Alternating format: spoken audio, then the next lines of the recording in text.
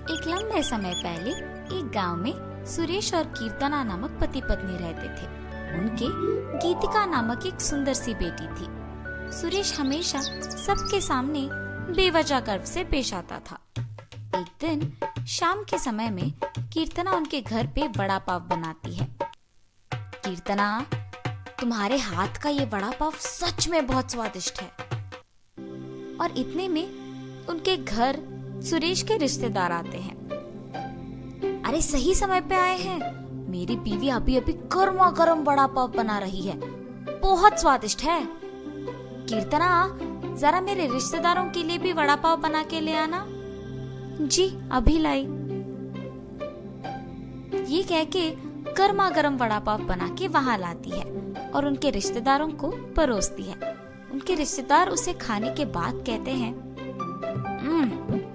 सुरेश, तुमने ठीक कहा, हम वाकई ही सही समय में आए हैं, वरना इतने स्वादिष्ट वड़ा पाव हम नहीं खा पाते। मेरी बीवी जब भी वड़ा पाव बनाती है ऐसे ही एकदम स्वादिष्ट वाले ही बनाती है, इसीलिए जितने भी बार बनाती है मैं उन्हें उतने ही प्यार से खाता हूँ। हाँ, बात तो सही है, इतने स्वादिष्ट वड़ा पाव तो कोई आसानी से नहीं बना सकता। अगर तुम्हारी बीवी ने दुकान लगाया तो लोग खरीद के खाएंगे ने। हाँ नरेश, अगर मैं इतना स्वादिष्ट वड़ा पाव बनाती तो पक्का दुकान लगा देती। अगर मैं अपनी बीवी के साथ एक वड़ा पाव का दुकान शुरू करूंगा तो सभी वही आके खाएंगे और उन्हीं स्वादिष्ट वड़ा पाव के बारे में सारा गांव बात करेगा। ये एक अच्छा सोच है। ऐसे ही उसके रिश्तेदारों के जाने के बाद भी उसी विचार के बारे में सोचते रहता है।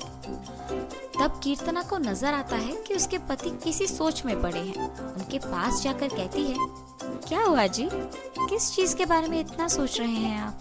कीर्तना, तुमने तो सुना है ना कि मेरे रिश्तेदारों ने क्या कहा, हम हमारे घर के सामने ही एक वड़ा पाव का दुकान लगाएंगे। तब मेरे रिश्तेदारों के ही तरह इस गांव के सारे लोग उसी के बारे में बात करेंगे। ठीक है, आपके विचार के अनुसार ही हम वड़ा पाव बना के बेचेंगे, लेकिन आपको अब से ऐसे बेवजह गर्व की बातें करना बंद करना पड़ेगा। अगर आप इसी बात को मानकर अपने बर्ताव को बदलने का वचन देंगे तो ही हम ये व्यापार शुरू करेंगे। हाँ, अब अगर मैं अपनी बीवी की बातों को नहीं मानूंगा तो वो शायद व्यापार शुरू करने के लिए नहीं मानेगी और मैं ख्यालों के अनुसार और मेरे ख्यालों के अनुसार कुछ नहीं होगा। ठीक है कीर्तना, तुम्हारी इच्छा के ही अनुसार मैं अपना बर्ताव बदलूंगा। हम कल से ही वड़ा पाव बना के बेचेंगे। पाव की तैयारी के लिए जरूरी सामग्री लेकर आता है और अगले दिन नरेश उनका दुकान शुरू करके उसकी बीवी को वड़ा पाव बनाने के लिए कहता है। कीर्तना उसके पति के बातों के अनुसार ही वड़ा पाव बनाना शुरू करती है। स्वादिष्ट और गर्मा गर्म वड़ा पाव, आइए बाबू आइए। ऐसे जोर जोर से चिल्लाने के कारण उस तरफ जाते हुए सारे लोग आकर्षित होकर उसके दुकान आते हैं और वड़ा पाव लेके उन्हें खाने लगते हैं। सुरेश, वड़ा पाव तो बहुत गर्म और स्वादिष्ट है। हाँ, अब तक मैंने इतने स्वादिष्ट वड़ा पाव कहीं नहीं खाया है। हाँ, मेरी पत्नी बहुत अच्छा वड़ा पाव बनाती है, उसकी तरह तो और कोई नहीं बना सकता है। ऐसे उनको वड़ा पाव देकर उनसे पैसे लेता है। उस रात को जब बैठ के वो आए हुए पैसों की गिनती करने लगते हैं तो कीर्तना कहती है, अरे वाह, पहले ही दिन हमें लाभ आया है जी। निवेश के पैसों से ज्यादा पैसे तो हमने कमाया है। क्या सच में? अगर हमने ऐसे ही इसे बरकरार रखा ना तो जल्द ही हमारा बहुत बड़ा व्यापार बन जाएगा कीर्तना। हाँ, आप सही कह रहे हैं। पहले ही दिन उतने पैसे देख पति पत्नी दोनों खुश होते हैं। ऐसे ही वो हर रोज उनके सोच के मुताबिक वड़ा पाव बना के उसे बेचते हैं और कुछ ही दिनों में उनका व्यापार अच्छा चलने लगता है। मेरे सोच के मुताबिक ही हमारा व्यापार अच्छा चल रहा है, किसी और के दुकान में तो इतने लोग ही नहीं आते हैं। कुछ दिन पहले शुरू करने के बावजूद हमारा व्यापार बाकियों से बहुत बेहतर चल रहा है।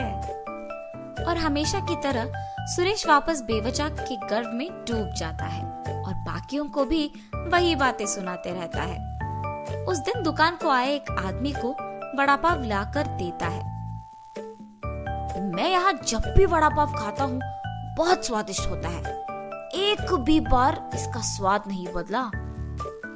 हाँ, आपने सही कहा, मेरी बीवी बहुत अच्छा वड़ा पाव बनाती है।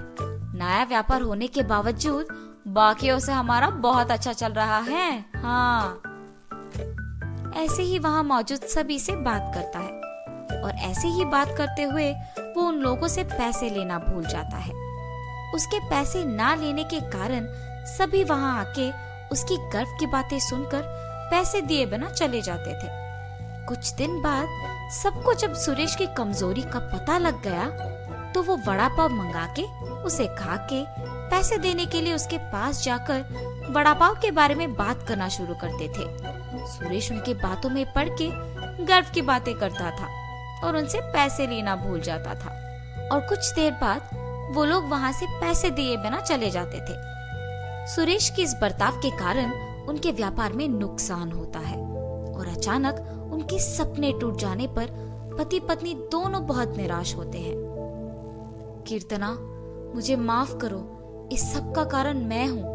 मेरे इस झूठे गर्व के कारण ही सबको मेरी कमजोरी का पता लग गया और उन्होंने उसका फायदा उठाया।